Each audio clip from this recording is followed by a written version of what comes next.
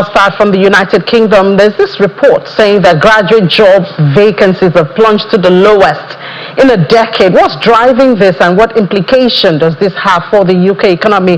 We have our London Bureau Chief, Juliana Olainka, joining us. Hey, Juliana, good morning. Welcome to the program. What's driving this?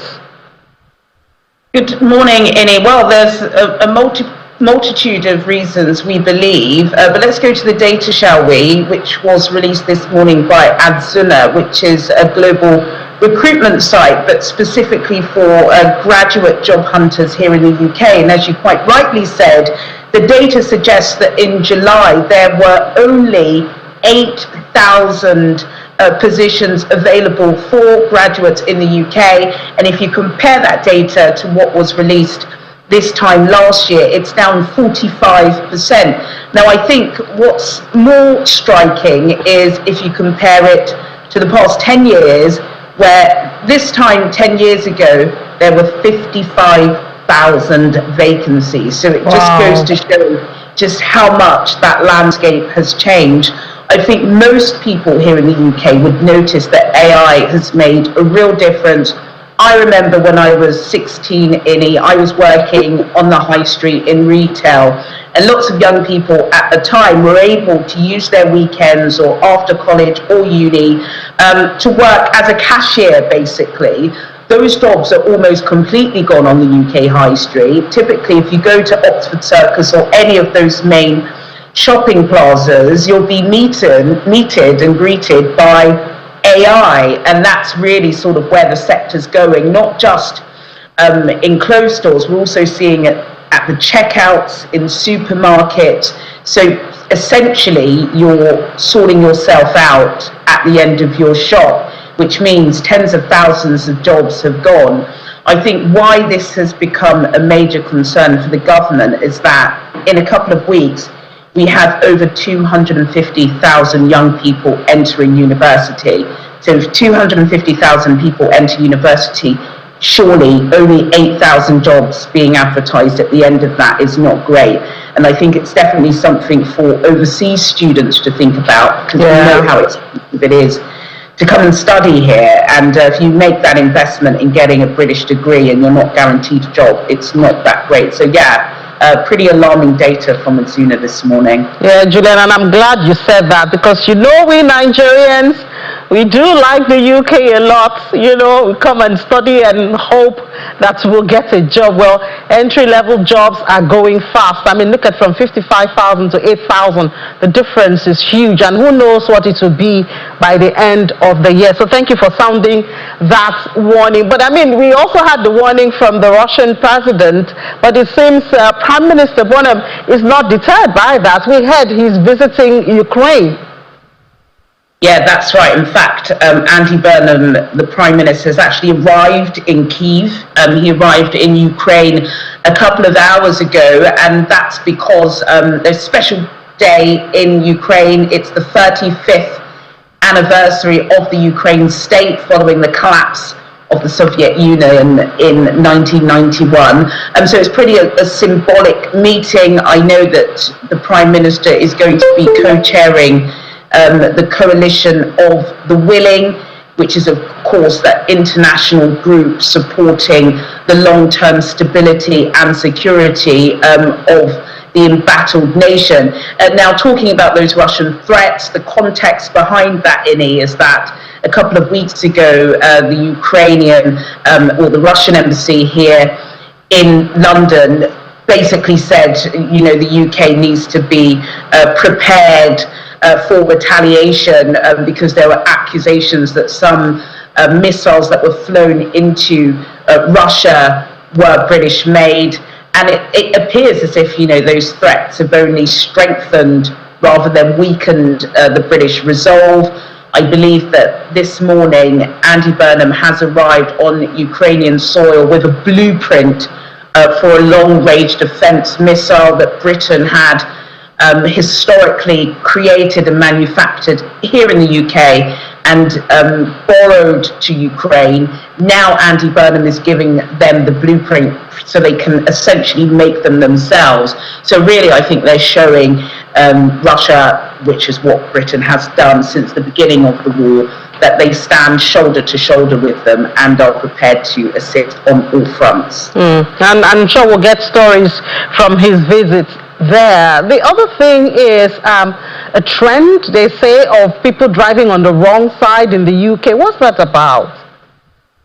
Yes, well, I haven't seen this, but anybody who knows what, the environment, should we say the toxic environment around social media can be, does mean that at times, there are pretty alarming, criminal activities that trend. And I think, one of the reasons why this story has perhaps been on one or two newspapers today is because there was a pretty devastating crash in the north of the country over the weekend involving 7 individuals, all of them deceased.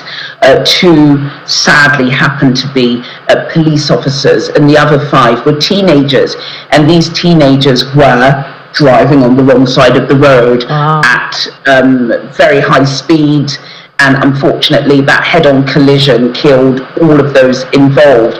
And I think what the British government, in particular the Defence Minister, is saying is that when you go online, particularly in places like TikTok, a lot of the comments, so it's the comments section where we know it all goes down, is becoming quite alarming, and the British government say that the comment section is actually glorifying criminal activity. And what they want essentially is for these social media account managers to do their due diligence and make sure that these comments are removed, or these videos are not pushed up so that people can see them.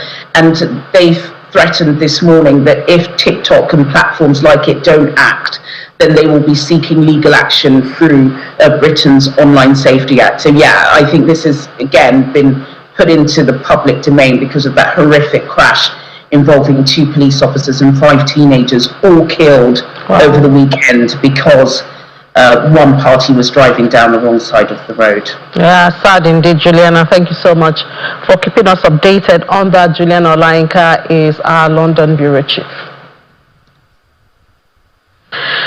Moving on to other stories now, the United States is preparing what Treasury Secretary Scott Bassett describes as its most aggressive financial campaign yet against Iran, as Washington seeks to intensify pressure on Tehran's economy. And the move comes as Iran tightens rules for vessels passing through the Strait of Hormuz and warns that ships violating its regulations could face penalties or detention. The escalating tensions are raising fresh concerns for global trade and energy supplies. And Iranian oil cargoes are becoming increasingly scarce as traders and buyers prepare for tougher U.S.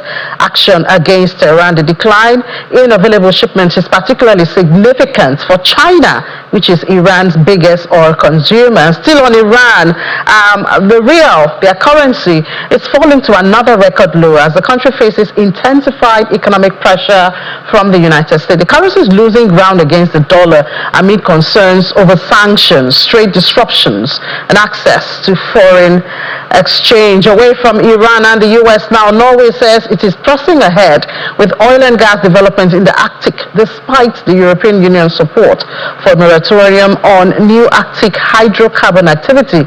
The energy minister says Norway will continue developing resources in the Barents Sea and no longer sees itself simply as Europe's green battery. And European gas prices may need to rise to around £100 per megawatt per hour to encourage enough purchases ahead of winter. This is according to Goldman Sachs. The investment bank says Europe faces a tighter supply outlook as countries work to replenish gas storage before the colder months. Still in Europe, France's finance minister says cutting taxes for country's largest farms will not be easy as the government considers ways to support the agricultural sector. Farmers are demanding greater financial relief amid pressure from rising costs and competition. But With France facing tight budget constraints, the government is weighing support for agriculture against the need to control public spending.